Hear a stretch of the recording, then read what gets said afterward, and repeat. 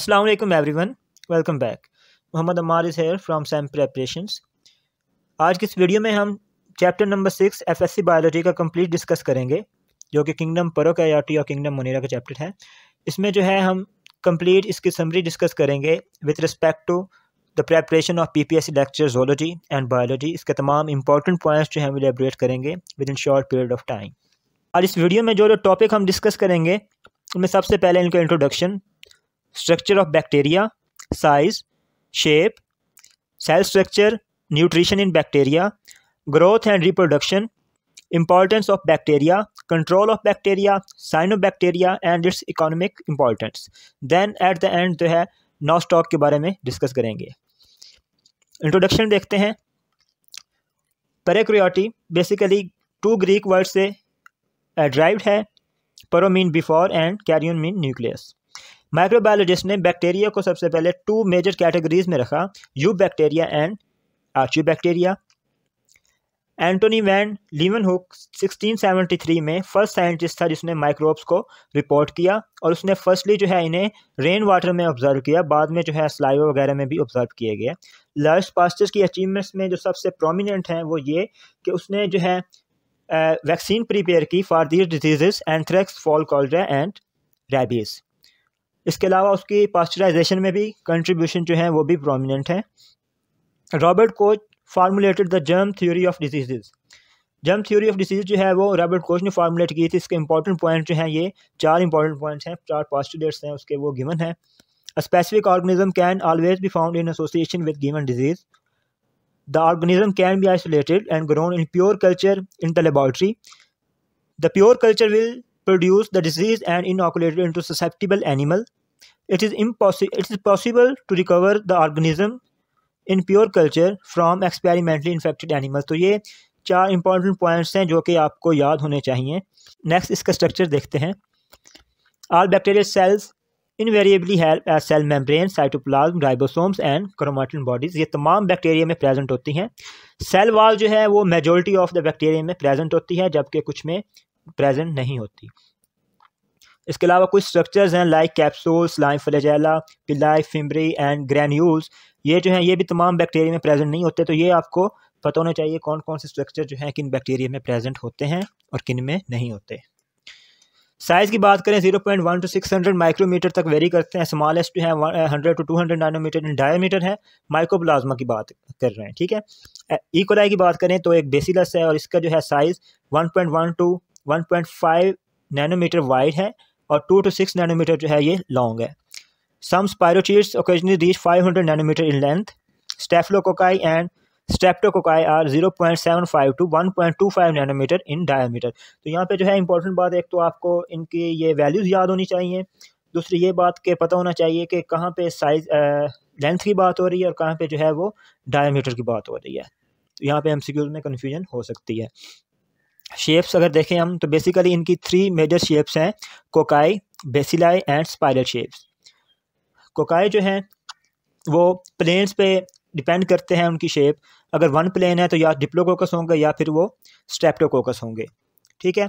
Diplococci जो होते हैं वो पेयर्स में रहते हैं और स्ट्रेप्टोकोकाई जो हैं वो एक चेन बनाते हैं एक ही प्लेन में। 2 प्लेन्स में टेट्राड होते हैं, स्केयर ऑफ 4 कोकाई, इसमें 4 कोकाई प्रेजेंट होते हैं, ठीक है। 3 प्लेन्स में को सार्किना कहते हैं, सार्किना अरेंजमेंट, ठीक है। और ये क्यूब की फॉर्म में होते हैं और इसमें 8 कोकाई होते हैं। जबकि जो है स्ट्रेफ्लोकोकस वो रैंडम प्लेन्स में एग्जिस्ट करते हैं, रैंडमली उनका कोई स्पेसिफिक प्लेन्स नहीं होते जिनमें उनको डिवाइड किया जा सके। ग्रेप लाइक स्ट्रक्चर बनाते हैं। Diplococcus pneumoniae and staphylococcus aureus are some examples of cocci. So this is important points. Bacilli rod shape bacteria होते हैं, are divide in 1 plane. Streptobacillus a chain of bacilli, diplobacillus in pairs, diplobacillus pairs में होते हैं और स्ट्रेप्टोबेसिलस जो है वो एक चेन में प्रेजेंट होते हैं। इनकी एग्जांपल्स की बात करें तो इकोलाई, बेसिलस सबटिलिस एंड सीरोमोनास, ये जो है बेसिलाई की एग्जांपल्स हैं। थर्ड टाइप जो है वो स्पाइरल शेप्स हैं, स्पाइरली क्वाइल्ड होते हैं। अब इसमें जो है विब्रियो, स्पिरिलम, स्पायरोचीट्स ये आते हैं। विब्रियो जो है वो कर्व्ड या कॉमा शेप्ड होते हैं। स्पिरिलम जो है वो थिक रिजिड स्पाइरल होते हैं। स्पायरोचीट जो हैं वो थिन फ्लेक्सिबल स्पाइरल होते हैं। तो ये इनकी जो है वो स्पेसिफिकेशन आपको पता होनी चाहिए, स्पेसिफिकेशंस इनकी एग्जांपल्स की बात करें तो इनमें विब्रियो और हाइमोमाइक्रोबियम ये जो है इसकी एग्जांपल्स हैं। तो ये इसके शेप्स के लिहाज से इंपॉर्टेंट पॉइंट्स थे जो कि इलेबोरेट किए, तो इनको आपको पता होना चाहिए, तो ये याद रखने हैं आपने। नेक्स्ट जो है सेल स्ट्रक्चर इसका देखें। सबसे पहले इसके फ्लैजेला की बात करते हैं। Flagella are extremely thin hair like appendages, they come out through cell wall and originate from the basal body. This is important point, ये सेल वॉल से बाहर आते हैं। उनका बेस जो होता है वो just beneath the cell membrane in the cytoplasm, ठीक है, ओरिजिनेट बेसिकली सेल मेम्ब्रेन के नीचे से हो रहे होते हैं। They are made up of protein flagellin on the basis of presence pattern of attachment. The number of flagella present bacteria are classified into different taxonomic groups: atrichous, monotrichous, lophotrichous, amphitrichous and peritrichous. Atrichous में flagella present नहीं होता, that is without any flagella. Monotrichous में एक होता है और किसी एक पोल पे होता है। लोफोट्राइकस में टफ्ट पूरा एक प्रेजेंट होता है, उसमें काफ़ी सारे फ्लैजेला होते हैं, एक पोल पे प्रेजेंट होता है, किसी भी पोल पे, लेफ्ट और राइट, ठीक है। एम्फीट्राइकस में दोनों पोल्स पे जो है टफ्ट फ्लैजेला प्रेजेंट होता है, और पैरीट्राइकस में जो है फ्लैजेला ने सराउंड किया होता है सेल को, वो रैंडमली प्रेजेंट होते हैं हर तरफ। तो this was about the flagella. Primary function जो है इनका वो मोटिलिटी में है, जैसा कि कीमोटैक्सिस का बिहेवियर शो करते हैं। कोई भी केमिकल सिग्नल आए तो उसकी तरफ जो है मूवमेंट करवाते हैं ये। इसके अलावा जो स्ट्रक्चर्स हैं उनमें पिलाई एंड देयर फंक्शंस, उनकी बात करते हैं। पिलाई hollow non helical filamentous appendages हैं, तो ये जो है ओनली ग्राम नेगेटिव बैक्टीरिया में प्रेजेंट होती हैं। ये जिस प्रोटीन से बनी होती हैं दैट इज़ पिलिन, ठीक है। This is also important point. Major function जो है उनका कॉन्जुगेशन प्रोसेस में है। जब वो बैक्टीरिया वगैरह अपना जेनेटिक मटेरियल एक्सचेंज करते हैं वो पिलाई के थ्रू ही करते हैं, और कुछ जो हैं वो बैक्टीरिया को किसी सरफेस के साथ अटैचमेंट के लिए हेल्प करती हैं। तो ये इनका फंक्शन है और ये इनका स्ट्रक्चर है, इसमें जो है ये चीज़ें आपने याद रखनी है। सेल इन्वेलप की बात करें, सेल इन्वेलप में बेसिकली कैप्सूल, स्लाइम और सेल वॉल्स ये आते हैं। Capsule that is made up of repeating polysaccharide units end of protein और बोथ, दोनों से भी हो सकता है, एक भी इनमें से कोई हो सकता है, इधर पॉलीसेकेराइड और प्रोटीन और both. This is important point. It is a thicker gummy nature that gives sticky characteristic to colonies of encapsulated bacteria. It provides pathogenicity. So these are three important points related to capsule. Slime की बात करें, some bacteria are covered with loose soluble shield of macromolecules which is called a slime capsule. Slime provides greater pathogenicity to bacteria and protect them against phagocytosis. तो इसका भी pathogenicity में role है और उसको फैगोसाइटोसिस से प्रोटेक्ट करती है। तो ये इंपॉर्टेंट पॉइंट कैप्सूल और स्लाइम से रिलेटेड आपने माइंड में रखने हैं। नेक्स्ट जो है वो सेल वॉल है। Cell wall present beneath the extracellular substances and external to cytoplasmic membrane. What is function is determine the shape of bacterium. This is important point. Cell wall is only absent in mycoplasmas, ठीक है। Mycoplasma मैंने पहले कहा था कि कुछ में absent भी होती है cell wall. Mycoplasma bacteria is one of them, made up of peptidoglycan. It is composed of framework of long glycan chain cross-linked with peptide fragments. ये peptidoglycan की composition के बारे में बताया गया है।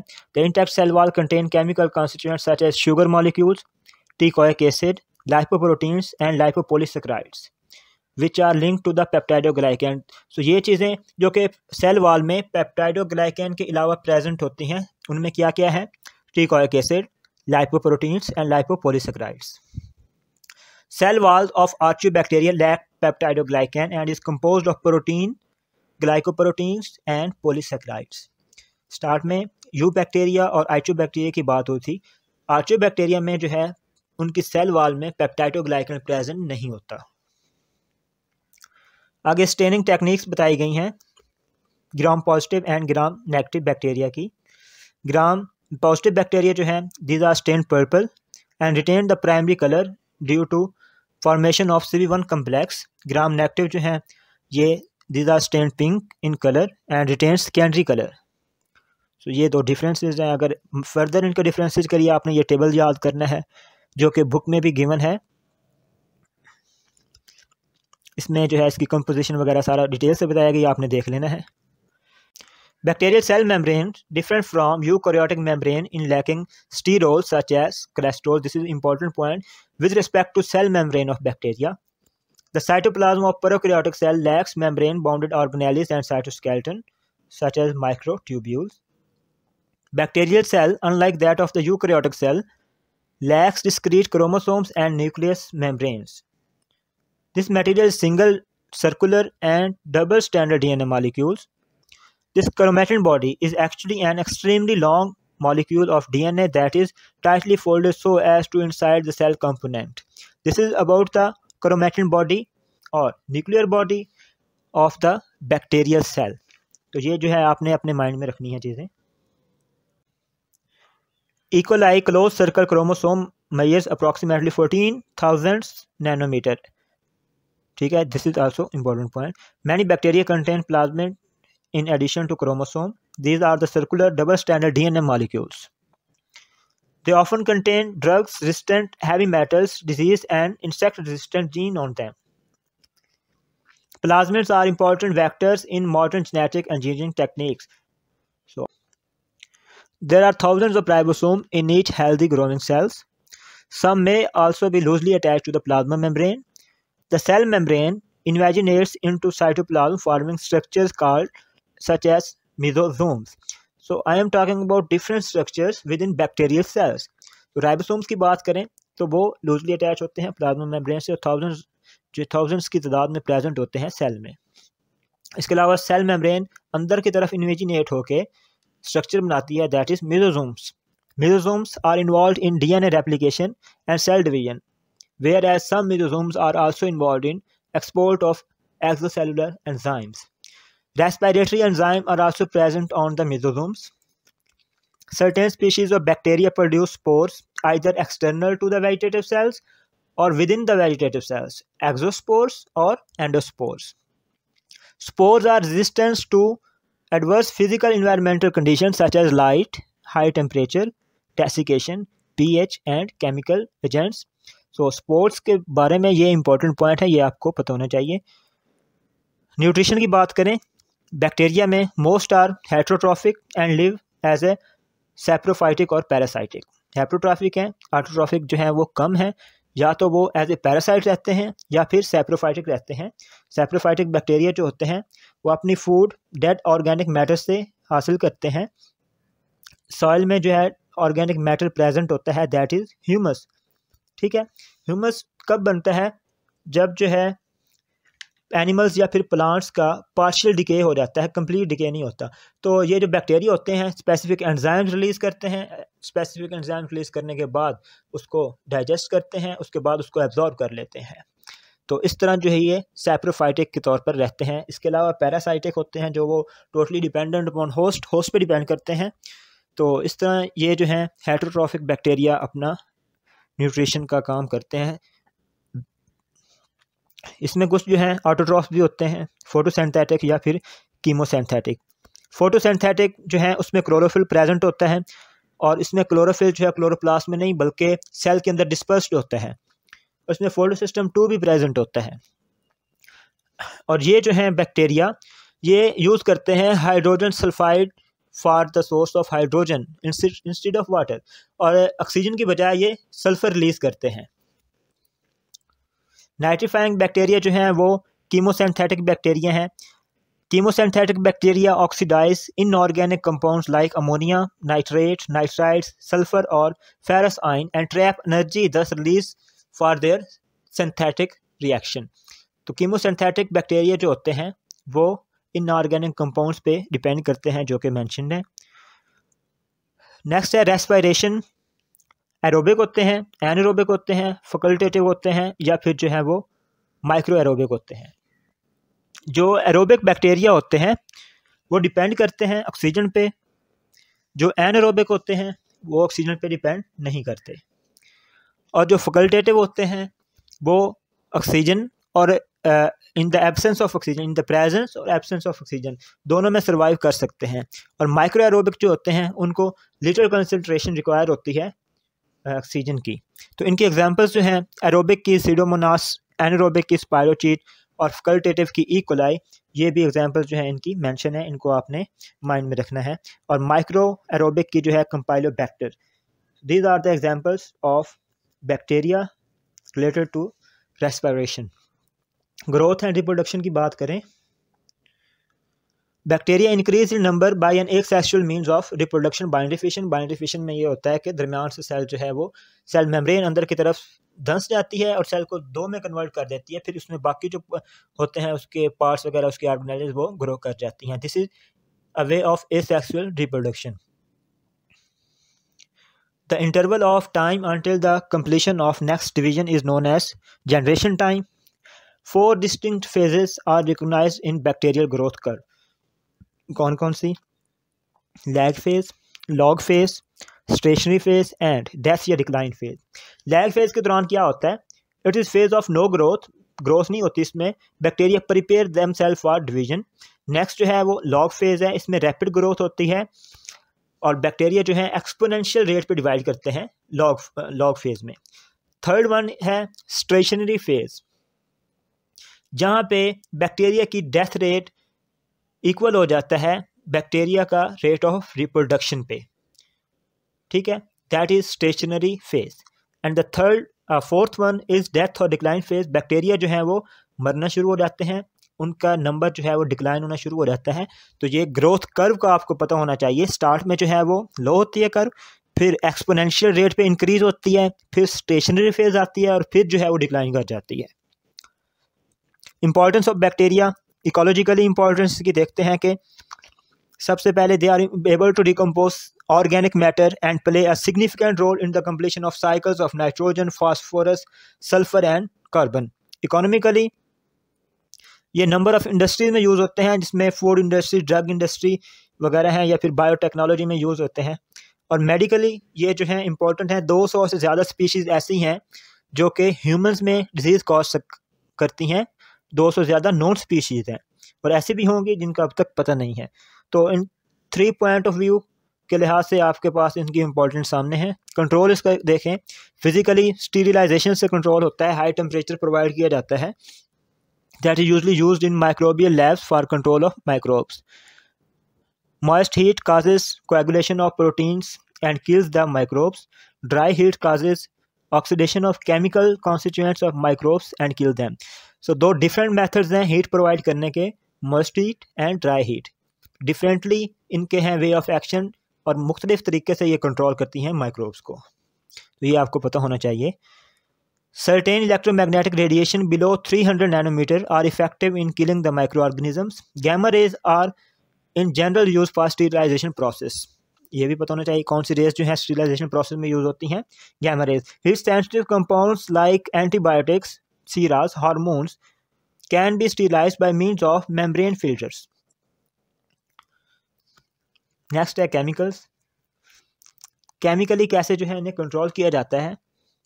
One can use antiseptics, disinfectants or chemotherapeutics agents to control microbes. Chemical substances used on living tissues that inhibit the growth of microorganisms, these are antiseptics. The important chemical agents used for disinfection are oxidizing and reducing agents such as halogens, phenols, hydrogen peroxide, potassium permanganate, alcohol and formaldehyde. This is disinfectants. Third one is chemotherapeutic agents and antibiotics work with natural defense and stop the growth of bacteria and other microbes such as the sulfonamides and tetracycline and penicillin. So these are the chemical methods to control the microbes. Important point है जो कि याद रखने हैं, that is the microbicidal effect and microbistatic effect. Microbicidal effect क्या है? Is one that kills the microbe immediately, उसी वक्त जो है उन्हें किल कर देता है। माइक्रोबायोस्टैटिक इफेक्ट क्या है कि it inhibits the reproductive capacity of the cells, ये उनके सेल की रिप्रोडक्टिव कैपेसिटी को रोक देता है। And maintains the microbial population at the constant size, जितना उनका साइज है उतना ही रखेगा, फर्दर उसको जो है इंक्रीज या मल्टीप्लाई नहीं होने देगा। ये 2 इफेक्ट हैं to control. Immunization and vaccination, इसमें बेसिकली जो है वैक्सीनेशन की डिटेल्स प्रोवाइड की गई हैं। इसमें से इंपॉर्टेंट पॉइंट्स जो हैं वो कुछ मैंने निकाले हैं। इन 1880s Pasteur isolated the bacterium responsible for chicken cholera. He called the attenuated culture of bacterial vaccine. Vaccine जो है एक टर्म है जो कि लैटिन वर्ड वैका से ड्राइव है, जिसका मतलब कौ है। And immunization with attenuated culture of bacteria, that is the vaccination. Pasteur also made a vaccine for hydrophobia or rabies, a disease transmitted to people by bites of rabid dogs, cats and other animals. इसके बाद है use and misuse of antibiotics. Antibiotics synthesised and secreted by certain bacteria, actinomycetes and fungi. तो ये तीन जो है antibiotics secrete करते हैं। Massive quantities of antibiotics are being prepared and used, which is followed by the widespread problems of drug resistance in microorganisms. इनकी misuse की बात करें, क्योंकि अब अक्सर यही होता है कि डॉक्टर्स को इतना पता होता नहीं है कि किस डिज़ीज़ के लिए कौन सी एंटीबायोटिक देनी है, तो तकरीबन हर डिज़ीज़ के लिए वो एंटीबायोटिक रिकमेंड करते जाते हैं। इसका नतीजा ये निकल रहा है कि बाकी जो माइक्रो ऑर्गेनिजम्स हैं जिनकी एंटीबायोटिक वो नहीं होती, वो तमाम एंटीबायोटिक के अगेंस्ट अपने रेजिस्टेंस क्रिएट कर रहे हैं। तो इसमें कम्प्लेक्सिटी क्रिएट्स हो रही हैं to cure the disease. Misused antibiotics can interact with the human metabolism and in severe cases can cause death of human beings. Next जो है misuse of antibiotics such as penicillin can cause allergic reaction. Streptomycin can affect auditory nerve, thus causing deafness. Tetracycline and its related compounds cause permanent discoloration of teeth in young children. ये तीन antibiotics हैं जिनके misuse mention किए गए हैं, ये आपको पता होना चाहिए। साइनोबैक्टीरिया की बात करें, cyanobacteria these are photosynthetic bacteria, जिन्हें ब्लू ग्रीन अल्जी भी कहते हैं। They range in diameter from about 1 to 10 micrometre. They have normal gram negative type cell wall. They lack flagella and often use gas vesicle to move in the water. This is they carry out oxygenic photosynthesis, that is they use water as an electron donor and generate oxygen during photosynthesis. Cyanobacteria are फाइकोबाइलेंस as accessory pigments, इसमें फाइकोबाइलेंस जो है वो accessory pigment present होता है। और जैसे कि पहले मैंने बताया कि कुछ बैक्टीरिया हाइड्रोजन सल्फाइड यूज़ करते हैं, ठीक है, और ये जो है वाटर यूज़ करते हैं cyanobacteria. This is important point to remember कि ये वाटर यूज़ करके as a source of hydrogen oxygen release करते हैं instead of sulphur. Photosynthetic pigments and electron transport chain components are located in thallicoid membrane linked with particles called phycobilisomes. Phycocyanin pigments जो है is the predominant phycobilin and carbon dioxide in them is assimilated through the Calvin cycle. Reserve food material in cyanobacteria is glycogen. Economic importance देखें cyanobacteria की, they help in reclamation of alkaline soils. Cyanobacteria have heterocysts which are helpful in the fixation of atmospheric nitrogen. They release oxygen in the environment due to their photosynthetic activity. Oscillatoria and few other cyanobacteria can be used in pollution indicator. So this is important things. Many species of cyanobacteria form water blooms where they often impart unpleasant smells, and due to the large amount of suspended organic matter, water become unit for consumption. Some species produce toxins that kill livestock and other animals that drink the water. So these are some important points related to economic importance of cyanobacteria. इसमें 3-4 चीज़ें बहुत important हैं, ये आपको पता होना चाहिए। Nostoc देखते हैं इसके बाद, that is the last topic, is common as terrestrial and subaerial cyanobacteria. Trichomes are unbranched and appear beaded की फॉर्म में appear होते हैं. Individual cells are mostly spherical but sometimes barrel shaped और cylindrical भी होते हैं. Large, round, light yellow, thick walled filament जो है that is heterocyst, ये इसकी definition है. Hormogonia are fragments which are formed when filaments break near the heterocyst. Hormogonia are reproductive fragments. Echinids are thick-walled, enlarged vegetative cells which store food and become rest cells and convert into the normal cells during favorable conditions. This is about the echinids. So that's all. Hope so कि ये video आप सबके लिए helpful रहेगी। जो है I tried my best to complete with in short period of time. इसके तमाम इंपॉर्टेंट पॉइंट्स जो हैं वो इलेबोरेट किए गए हैं। एक पूरे चैप्टर की समरी को एक ही वीडियो की फॉर्म में प्रोवाइड कर दिया गया। Thank you so much. अल्लाह हाफिज़।